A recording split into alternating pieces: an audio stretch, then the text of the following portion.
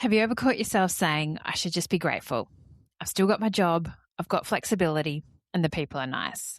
And then felt that quiet ache because some part of you knows that you want more.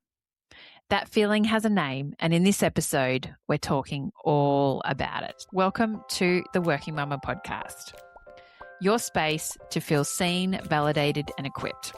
We talk honestly about the real stuff as a working mum. The identity, confidence, ambition, flexibility, and finding your way back to yourself in the middle of it all. Welcome to this week's episode. Today's guest is someone I've been excited to bring on to the podcast, Kat Francis, who is a New Zealander but has called Melbourne home for over 14 years. She spent 2 decades in creative agencies, rising to managing director before walking away from equity and ownership to follow something more meaningful. She's now a leadership coach for ambitious women and working mums. In this episode, we're getting into something that so many of you have told me about how you feel, but rarely hear spoken out loud. What actually happens to your ambition after you become a mum? Does it shrink? Does it shift? And why does the world around us seem so determined to believe it disappears entirely? We talk about the frustrating reality of workplace bias, why settling quietly happens to so many women back from mat leave, how to hold your boundaries with warmth and confidence, and what it really means to redefine success on your own terms. Stay with us. This one's going to hit home. Welcome, Kat, to the Working Mumma podcast. How's your day been so far? It's going great so far. Still enjoying a bit of summer sunshine here in Melbourne, so enjoying that. I know we're holding on to it as long as possible, aren't we? Yeah, pretty much, although I'm sure that it won't be long and it'll be a distant memory. But yeah, Easter's looking good so far. It is. So we're recording this just the Monday before Easter. So fingers crossed for good weather. Always a topic of conversation here in Melbourne. So Kat, do you want to tell us a little bit about yourself and your career journey so far? Yeah, absolutely. So you might have picked up on I'm a Kiwi. I've been in Australia for the last, it's about 14 or 15 years. And I moved over for my career in 2012. So my career was spent mostly in creative agencies. I spent 20 years between different roles, from account management to head of strategy, head of business development, and then as an MD. And ultimately, in 2023, I walked away from an MD position, which came with equity, and the goal of that role was to take over as the owner ultimately. And I'd been in the role for a year, and the time was coming to agree the equity conversation. And I realized that my values had shifted, my passion was no longer in the space, and then I was searching for something a bit more meaningful. Which was when I pivoted my career and moved into coaching and became a leadership coach for ambitious women and mums. So as part of that, I work directly with mums. I've got 2 young boys, and I've also undertaken some research, which I did last year with a company called Honeycomb, into the lives and experiences of 300 working mums across Australia. I know what works, and I guess what I learned along the way was it's just bloody hard, and mums need as much support as they can get. For me personally, raising my 2 boys in Australia without any family support was really challenging, and that is very much the norm these days. People are dealing with things like ADHD and anxiety. That's something that we've had through our family and had to go on the journey of diagnosis and medication and kind of putting all those structures in place. And all of that, means that mums are under so much pressure. But yeah, it's been a really interesting journey, and I think there's just so much personal growth that you go through as a mum, which is obviously what we're here to talk about today. Do you want to just take us back to that moment when you were the MD of a company and you were realizing, no, I don't want to take ownership? What made you actually go, no, this is it? Why do you think your values changed to actually then have this career pivot? Because I think that's huge. It was a big moment, and this is going to sound like a setup, but actually I brought on an executive coach, and the whole purpose of that coaching program was to help me build up my profile, get better at networking, kind of all the skills I was going to need as a managing director. And through that journey, she forced me, it was a pleasure, but we ended up going through the process of really defining what my vision was for my life, my values, some of the different challenges I'd been facing and what was underneath them. And it became very obvious very quickly that what used to be my passion had become performative in my role as an agency director. And I wasn't bringing the right level of energy and enthusiasm to it that I was going to need to bring as an MD. And I felt like if I stayed, I was going to always be carrying this weight of an entire team on my back, as well as my family commitments. And there's a great saying that work gets the best of us and our family get the rest of us. And I could just see that future laid out so clearly that I would be doing all of this ultimately to line someone else's pocket, given that the equity partnership was never going to be completely in my favor. And at the same time, it was not going to be bringing any sense of joy and meaning into my life based on how I was feeling at the time. So while it was a massive shift, it was actually very simple in the end to make that decision, because it was so clear to me that there were these ramifications in the future. And if I didn't act now, then I was setting up myself and my family for a very turbulent time. So made it really quickly, pretty much overnight, handed in my resignation and signed up for my coaching qualifications.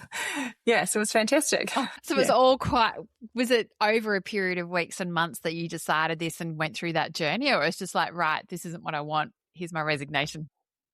It was definitely over a period of weeks and months, in that the coaching process was about 3 months long. And there were some sort of strategic moves I needed to make to ensure that I was able to finish out positively and do the right thing by the business as well. But I'm a very decisive person, and I have a strange amount of confidence in terms of knowing that once I've made a decision, that the path will reveal itself. So I was there was never a time I looked back. It was always moving forward. The decision was made quickly, but then I'm a bit of a strategic player, so you're still making sure that you're able to set yourself up for success on the other side of that decision. And how much of that decision was impacted by being a mother? I think ultimately my ambition changed as a result of being a mother. And for sure, I'm the kind of person who doesn't really want to put up with asking for permission to leave early for a kindy thing or whatever I was going to need for school holidays. So I could see that that was going to be a constant source of frustration. And I didn't like the power dynamic, that when you're sitting underneath someone or you're beholden to someone, that they can have power over not just you, but the impact it has on your entire family and eventually your kids. So I certainly, having grown up in a family that was divorced, and my mum was a single mum and she had to work long hours. We didn't get a lot of FaceTime except for the weekends. It was important to me that I could be a bit more present. Mum obviously did her best, but I saw this as a solution to both my ambition and the drive that I had to do something with more meaning, but also to be able to do it on my own terms and sort of be in charge of my own destiny as far as how I manage my flexibility and my family commitments. So it's worked in both directions, but people often ask, oh, it was because of the kids and you wanted that flexibility and, you needed to leave the agency world because of flexibility. It's like, no. I had an agreement where I was pretty much getting all the flexibility I needed. It's much easier now than it was at that time because I also had clients and team members, and you don't want to set a double standard. But essentially it was about really grabbing the reins on my life and my career and sending it down a different path when I knew that I was at the end of the road for me within the agency environment. Oh, and so Kat, the reason also I wanted to talk to you today on the podcast is because you did a LinkedIn post about ambitions after you become a mum, because there's often a lot of mental models, a lot of opinions on if women are more or less ambitions, after they become a mum. And I know that it stuck a nerve. Like it absolutely went gangbusters. I think you had over 1,000 likes and things like that. It was absolutely huge. Why do you think that this actually struck such a nerve with people? But also, why do you think there's always this I guess, opinion that, and this social narrative that people think that women are less ambitious once they become a mum, but probably in fact they're actually not, but it's just in a different way. So the reality is that most mums in Australia are the primary caregiver, and most mums in Australia are also working because of the cost of living crisis. Um, Single income households just no longer cut it. So she's carrying the weight of both, and it's really largely unseen, but it's especially underappreciated, both at work and probably in our partnered relationships. So I think ultimately what really resonated was just that feeling that women are being completely misunderstood, but even more so undervalued at that leadership level. Because there's just this double standard. It's like the companies want women workers who are highly productive. They want strategic thinkers. They want impact-driven leaders. And I mean, I don't know about you, but all those words remind me of the definition of a working mum. So that's what we 100%. are, but it's seen as this limitation and not a strength. So it's a real frustrating space to sit, and that is why I feel it really struck a chord. As to where I think this perception comes from, it really comes from these outdated leadership norms that ambition is measured through signals like hours worked and time at the desk and how much we're seen around town and all of the, kind of face time that we can offer. But really that's very outdated because it's just not the case anymore. It's seen as this limitation on our time, on our commitment, on our leadership potential, but it's really just mums are being much more efficient and outcome driven than perhaps they were before kids, or perhaps what is the norm in the current culture they're operating. So I think there's this underlying assumption, like, why would I give her a pay rise? Why would I invest in her L&D? She's probably going to have another baby. Like, I hear stories of this all the time. I've heard of course. And, also thinking like, oh, well, I'm not going to give them a pay rise. We're already giving them extra flexibility. Like they sort of chalk that up to a financial reward as well, when it should be the hygiene factor of providing an equal opportunity environment. So yeah, I hear that reflected in stories too. I've had people in my DMs say things like, it's a single mum. And she said, every time my need for flexibility comes up, it gets referred to as your situation. Her situation is a problem, that she's an inconvenience. People say that they had their bosses come up and say, do you think you'll still be able to manage people after you have kids? Or travel budgets getting cut because the assumption is that we won't be able to travel anymore, or just getting assigned lower value work. And so it's decisions being made on women's behalf without even having the conversation. That's the thing that is a real problem in this narrative. And the other problem is that this isn't historical. This is like stories we're hearing every day.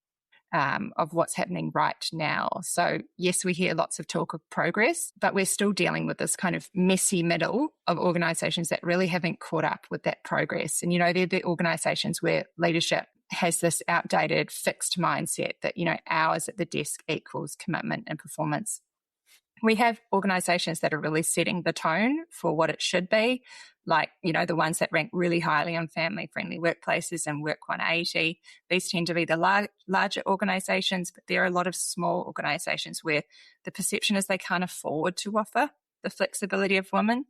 And so ultimately there's these real consequences where women are being made redundant on mat leave. They're being overlooked for promotions and opportunities. They're getting slower pay progression. So something I uncovered in the research I did last year was that 60% of mums report career challenges as a result of bias. I'm surprised it's not higher, to be honest. Yeah, to be fair, I would agree with that. But the thing that was really concerning was the wins. We asked a question of what have been your main wins since having kids. And they all sort of rated very low in terms of only 16% of women in the study landed a promotion since having kids. About 23% had a pay rise, and fewer than that had taken on new reports and things like that. So it's very slow to progress after you return from having kids. And that's why a lot of the work I do centres around helping women make the right moves and taking back some control over their environment and their career.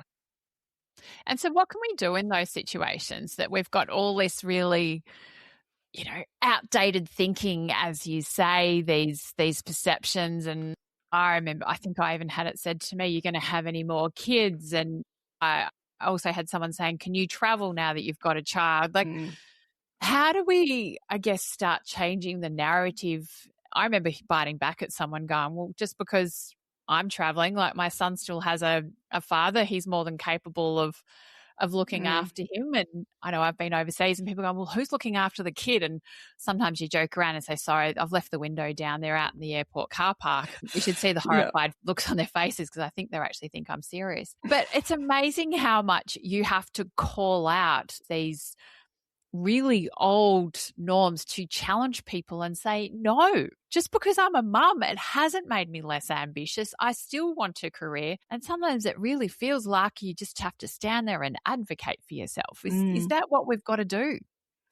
I do think so, but also it has to be done in a particular way because we're often dealing with people who may not have their own lived experience of this, or if they do, they're coming from a generation where they were raising young kids so many years ago that times have dramatically shifted. And they've got this outdated mindset of, well, I worked bloody hard and there was no flexibility back in my day. And maybe also that their wives were stay-at-home mums, so they might not really understand this kind of new generation of female leader who wants to have both. So I think we do have to approach it with a great deal of empathy to a certain extent, which sounds counterintuitive. But if you aren't able to create some level of safety in the conversation, it's not necessarily going to go down well. So I think there's a couple of elements to it. Firstly, you really do have to role model and normalize the behavior that you're hoping to encourage. So showing that high performance and flexibility does coexist.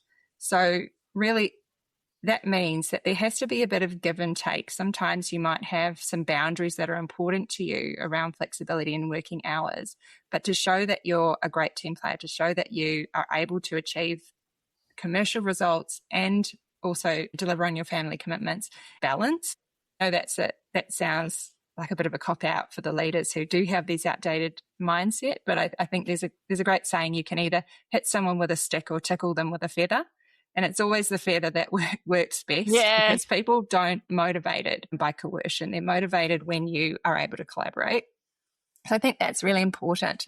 But I do also say that you train people how to treat you. So if you are constantly not upholding your own boundaries, you're going to have people, no one else really cares about your boundaries. If you don't hold them, no one else will. So I think you have to be able to be quite, like you said, advocate for yourself and be quite assertive. And so you've got to use this neutral, assertive language. Don't apologize for whatever the boundary is that might have been overstepped. So I can't make that meeting today, but I'm available tomorrow. So you don't need to apologize. You don't need to get defensive. You just need to really hold it firmly, but with warmth. So I think those are really important in terms of setting an example that people actually, they're going to come to the relationship with a little bit more openness if you aren't trying to be divisive and create an us versus them mentality. But then I also would say that, sometimes a company is just not a right fit from that cultural perspective, and you really do have to trust your gut. So there's companies that just aren't set up to support you, and they probably never will. In that case, I would listen to your intuition and kind of make the choices you need to make in order to protect your career and your well-being. But where possible, if it's a company where the culture might be a little bit behind pace, but generally leadership is open to having a discussion, that I would be as honest as possible. And like I said before, bring some empathy and a shared sense of outcome and purpose. So like, here's what we both need and want. We want the best outcomes for the team. We want to hit all of our business KPIs.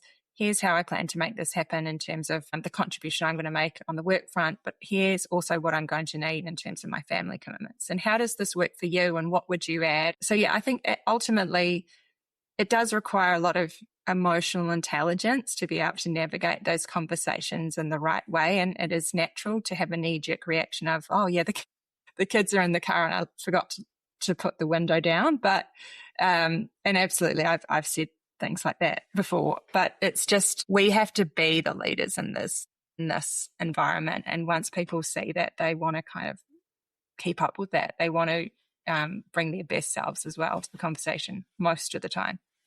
Yeah, because often sometimes employers don't actually know what to do. But certainly, as I said, I liked what you were saying of can you meet in the middle? There's a little bit from the organisation, a little bit of yourself as well from a boundary setting perspective.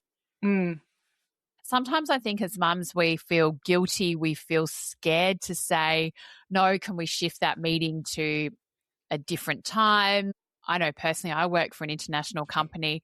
They're actually thinking they're doing something nice by trying to make the meeting as early as possible, like in the afternoon/evening. And I say, no, I actually want the call after my kids have gone to bed. So, I can actually, you have my whole attention. And they're like, oh, okay, not a problem. But it also allows me to set those boundaries. But I remember the first time I did it, I was a bit unsure, but the more and more I do it, the more confident I am of like, nope, this is my boundary. This is not what I'm going to set, to move. And it's amazing. As soon as you start communicating, sorry, I wanted my kids, at bed, and the budding engineers, they don't need to join this call today. So we'll just do it a little bit later. And it's amazing. I've actually had some beautiful responses from people because I've actually set those boundaries rather than trying to just probably hide it. Oh, no, it's fine. It's okay. And things like that. So when women are returning back into work, it's one of those things we don't necessarily set out to say, I'm going to be ambitious because, there's obviously probably the mindset around that. What is it that sometimes we get, why do we get labeled as, ambitious? And what makes us wanting to be ambitious? That's a really good question. And I think about ambition in women a lot. Certainly, I have always been an ambitious person. But I think when you strip away what that really means, it's about being potentially goal-oriented, about striving for improvement, probably both personal and professional. It's about wanting to have an impact and achieve and kind of constantly continue on a path of growth, which I see a lot in women, and especially, of course, the women I coach. And I think what gets often misunderstood is that what is perceived as less ambition because we are probably putting in less desk time is actually just our ambition is getting sharper. So like after kids, obviously your priorities are going to shift. There is this great quote, a mind that is stretched by new experiences can never go back to its original dimensions.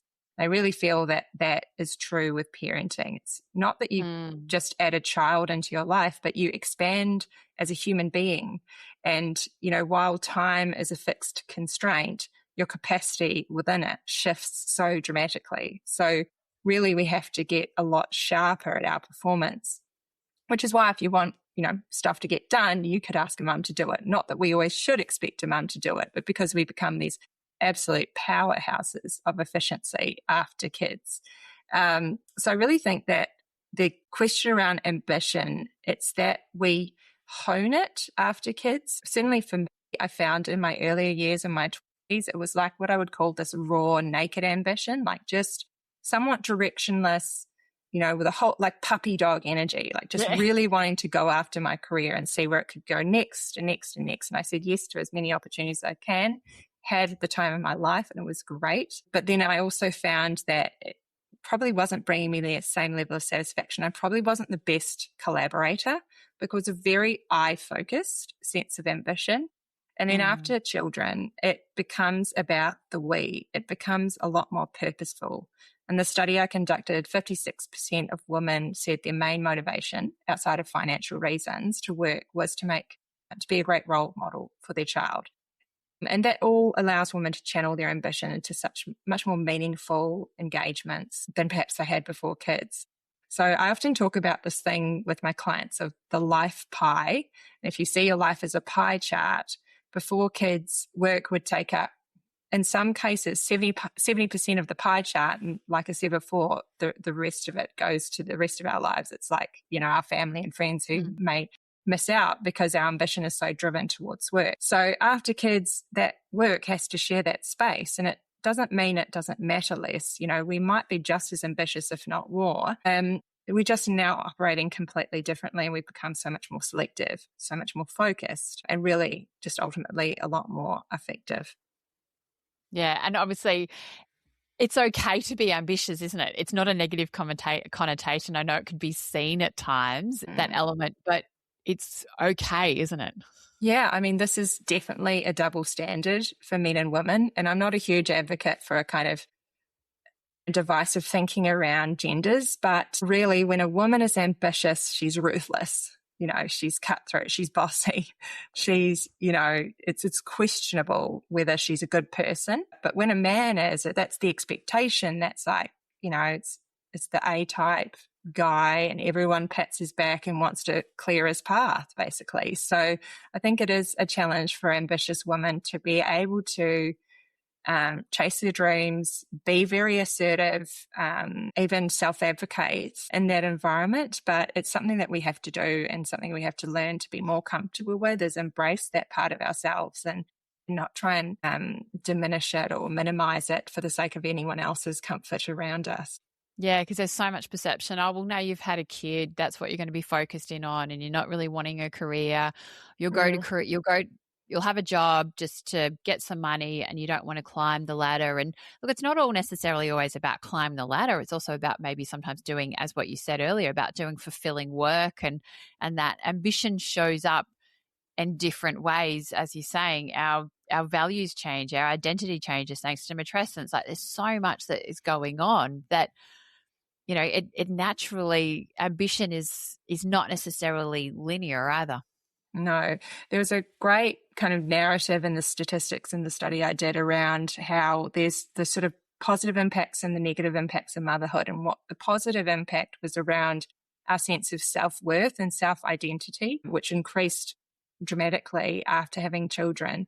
But the negative impact on our career progression and also our finances, anecdotally.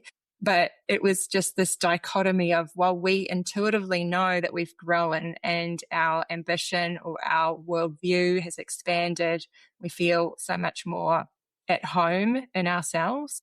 At the same time, we're being held back because of the practical barriers and constraints in our work schedule, but also the bias and the structural challenges that we're facing more broadly in the way we're working. Yes, certainly. It's the old narrative around the motherhood penalty and then the fatherhood bonus. Yeah. Yes. That graph as the father's income goes up and gets this big bonus once they then have children, because they're like, oh, right, he's got to care for a family and things like that. Whereas then there's the motherhood penalty, really around, probably also correlates as well around with the perception of ambition. Oh, she's not there showing up for kids and things like that, and actually penalized without actually, as you were saying earlier, having that conversation to say, what is it that you want? How would you like to show up? And there's a lot of assumptions made because, unfortunately, the same thing. I know, around genders, it is unfortunately different at times. Yeah, I agree with what you're saying about how there's quite a different point of view as to the role of parenthood, whether you're a mum or a dad, and how it shows up, and perceptions around, particularly with men. It's like a family man is the perfect leader because he's reputable, he's reliable. We know that he's going to need to provide for his family, so he's going to stay the course. He's going to represent good family values. So, like you said, it is a bit like the dad bonus, while the mums get the absolute opposite end of the stick. And I also like to think of it like in terms of the progression and the challenges that women face.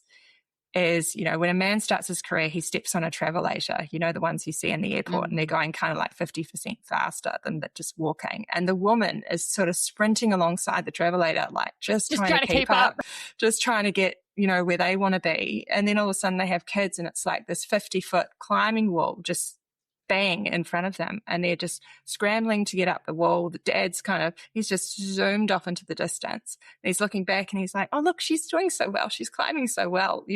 Wonder how she'll climb up the next wall. Like they're generally supportive and want to help, but they're kind of already on a trajectory that it's like, well, they're doing so well. We don't want to hold them back ourselves either. And, we are in an environment where a lot of the time dad is earning more because he's working in sectors and industries where they are just typically higher earning as well. So a woman is often left in a situation where she's saying, well, he's the primary earner. I should be the primary caregiver. I need to do what's right by the family. And if I'm going to have, a career and ambition alongside that, I'm just going to have to make it work. It's kind of left with her to figure it all out, because on paper makes complete rational sense that she's the primary caregiver. And So what certainly can I've we been in that do? situation.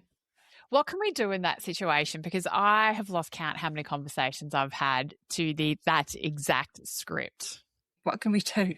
Great Well, I question. guess women that may be thinking, oh, look, we need to take a back seat. But meanwhile, internally in themselves, they still want a career. They still want to be a mum and also have a career.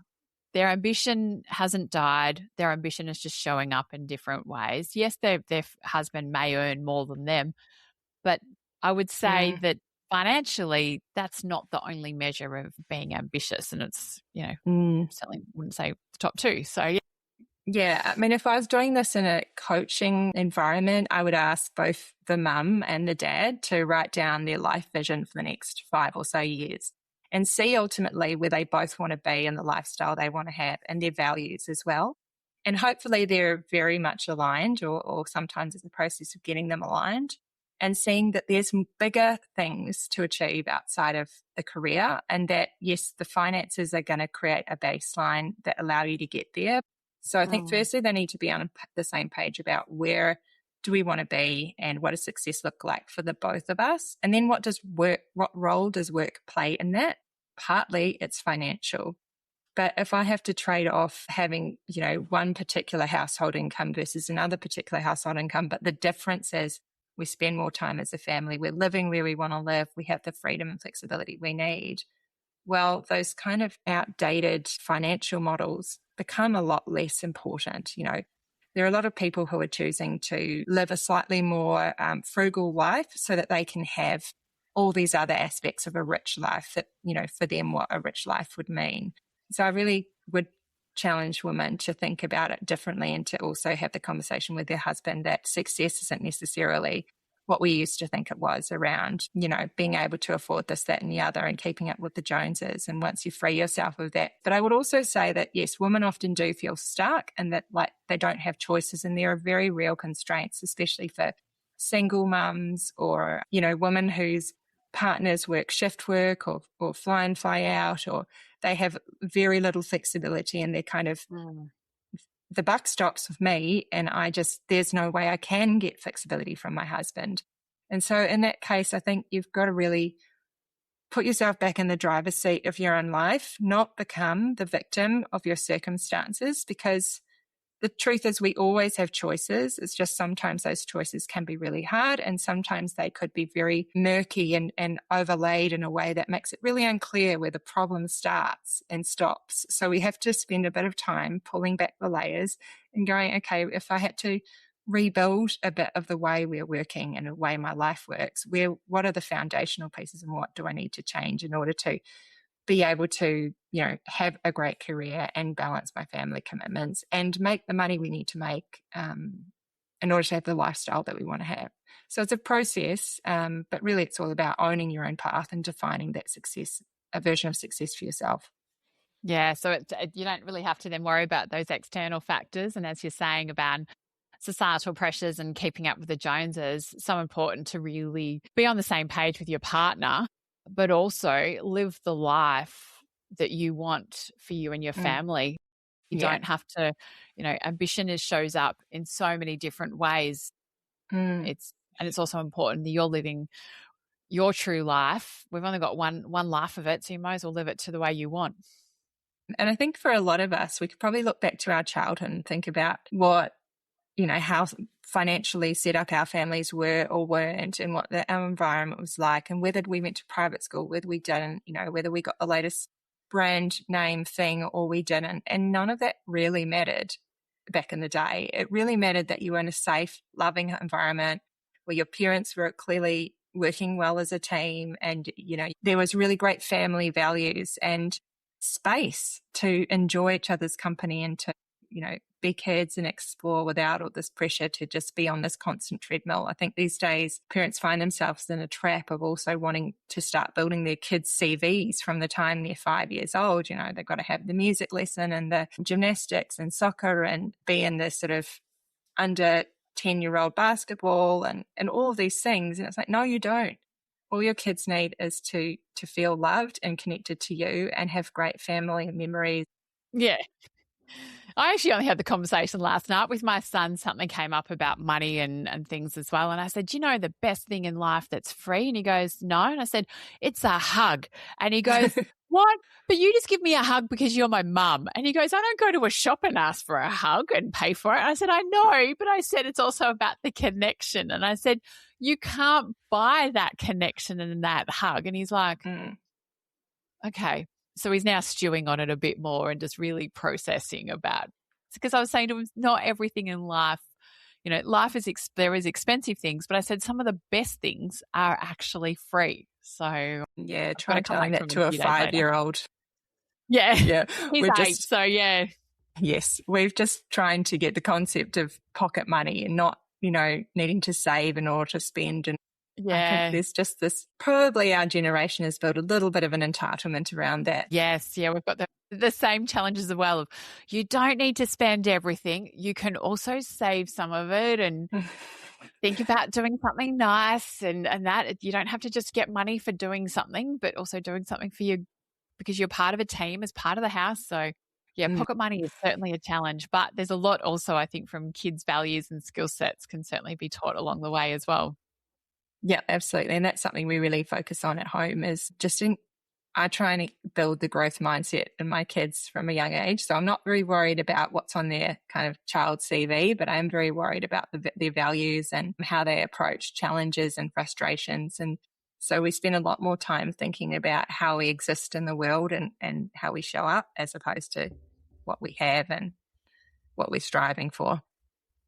Yeah, I think that's so important and so valuable as well. And so what's something that you would say to a mother that is really starting to question her identity and maybe internalized her maybe own ambitions just on the journey that she has, particularly say in the different phases of say returning back into work and then even a few years after she's returned, because obviously she's grown and evolved and maybe gone, oh, I actually do want something a little bit more.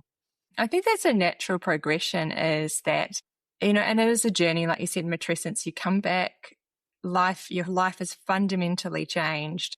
And there is a process of just adjusting to life with a tiny human and also trying to juggle the work. So I would say that give yourself a break in that first kind of 6 to 12 months. And yes, you may be ambitious and you may be sort of really chomping at the bit to keep moving forward with your careers, but don't underestimate the effort it will take to simply find a new normal and a new rhythm and give yourself a bit of space to do that. And then the second thing, as you said, on that kind of that journey and it evolves over 3 years, don't settle for less than you deserve just because you feel like I'm on a good wicket. I've got great flex. Sure, I'm not learning as much and I'm not as challenged, but I get paid well and it's easy and I can leave and, pick up the kids and I'm not really bringing work home. If you're the type of person that, is going to go crazy in that environment after 6 or 12 months, then you can't stay in that environment simply because your life's easier as a mum. It's not fair that becomes your lot in life just to keep the peace and the sort of the balance and at the right level at home. I think that's where, again, you have to have a conversation with your partner if you have one about understanding your role of work for each of you, your ambitions, and how you can find the right rhythm between you to mean that if you are looking for that next challenge and it is going to require you to sort of take on a little less of the mental load and then they're going to take on a little more. See, I really do advise women to not feel like that's their lot in life and that they are stuck and they just need to be happy because they're lucky that they've got this good, well-paying job that offers flexibility, but ultimately gives them absolutely no sense of satisfaction or contribution. So stay hungry and to really go after what you believe you deserve. So well said. And it's something that I know as well comes time and time again in the different channels and that I'm also in. So well said. And I think also so validating to hear because so many women times go, yeah, I'm grateful. I've got my job. I haven't been made redundant when I return back. I've got flexibility as what you said. I think so many women can identify about in inverted commas settling Yeah. when actually they deserve so much more, and they can go after more. So they're Yeah. allowed to. This is your permission slip. As you're Yeah. listening to this is your permission slip. You do not need to settle. And you Yeah. can, if you don't feel like you've got the right systems and structures in place, work out what you need, have the conversations with the people in your village to make it happen. Yeah. And something I'd add to that, because I went through this exact journey. When I had my first, I came back to a role, I was very challenged. I was able to hit some amazing business KPIs and grow a department and grow revenue and convert a whole bunch of new business. And it was really thrilling for a while. And then I hit a point where I wasn't challenged and I wasn't learning, and all of that thinking set in, but it's well paid and the people are nice and they let me do basically whatever I want, and I never really have to ask for permission to leave. So what's the problem? Why would I give this up? But there was just something inside that was like, you won't be able to do this forever. What are you going to do? You're going to be doing this when you're 50. Like, come on, think about where you want to get to, and you just need a bit more. So, but I was at the point where it was like, well, I am going to have another kid in about a year. So is this the right time? And I decided it wasn't the right time, and that instead of just getting back into that kind of comfortable malaise of just clocking in and clocking out, I was going to have to find something to keep me engaged. So I really thought of that time as what I would call the gathering years. It was like I knew that in 2 years I was out and I was going to hopefully head up a different path and really start learning and start challenging myself. And so in the meantime, I might not be landing that opportunity, but I'm going to be building the skills I need to land that opportunity. So I spend a lot of time listening to, obviously, podcasts, reading books, kind of building out my knowledge around the skill sets that I wanted to have ultimately when I was ready to move on and kind of press play on that plan. So I think my advice to women is, if you're in a stage, because we all have stages in our lives and seasons where it's like, right now it's about X. Right now it's about money and it's about flexibility. In 2 years, it's going to be about more than that. So what can I do right now so I don't get, completely bored and lazy and disengaged, and to prepare me for that next phase? Because I feel that when women feel like it's too far out and they're so far from a goal, let's say they want to go from employed to self-employed, and they're like, oh, but there's just so many steps, and I really can't see that happening for 5 years. It becomes that all or nothing mentality. Like, I just can't even think about that anymore. Whereas what I try and challenge women is to think about their career in horizon lines. So now, next future, next 12 months, 12 to 24 months, and then beyond that. And there's a role that work plays in each of those key milestones. And there are things that you can be doing beneath the surface to prepare you for the next one without necessarily having to press play, because, as I said, there are real constraints sometimes that hold you back from being able to move through those gates as fast as you'd like.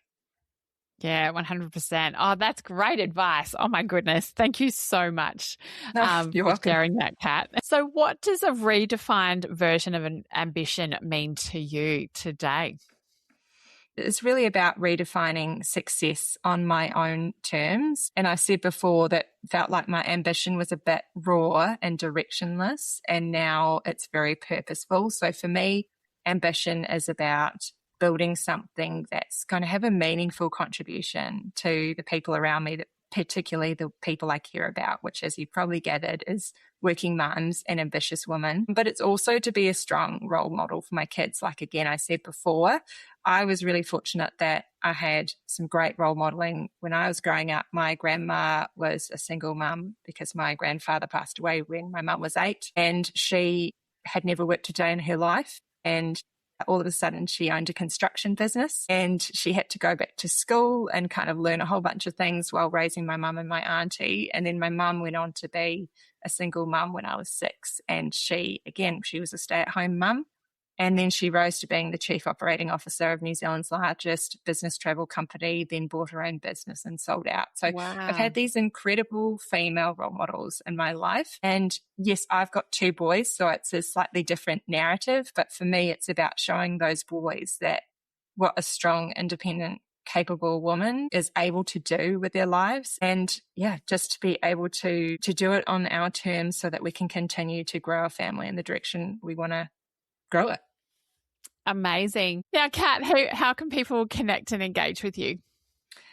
Yes, so they can check me out on my website, which is www.coachkat.com.au. I'm fairly active on LinkedIn. My name is Kat Francis, and happy to connect or DM with anyone if they've got any thoughts they want to share. And on email, so kat@coachkat.com.au. Amazing. Well, thank you so much for today. And I really hope that if you've got to this point of listening, that you feel validated, you feel seen, and you feel heard because of what Kat has certainly said around ambitious mums. So you have been given the permission slip to still go after a career and certainly not settle. So thank you so much, Kat, for today. It was 100%. great. Thanks, Karina, and have a great afternoon.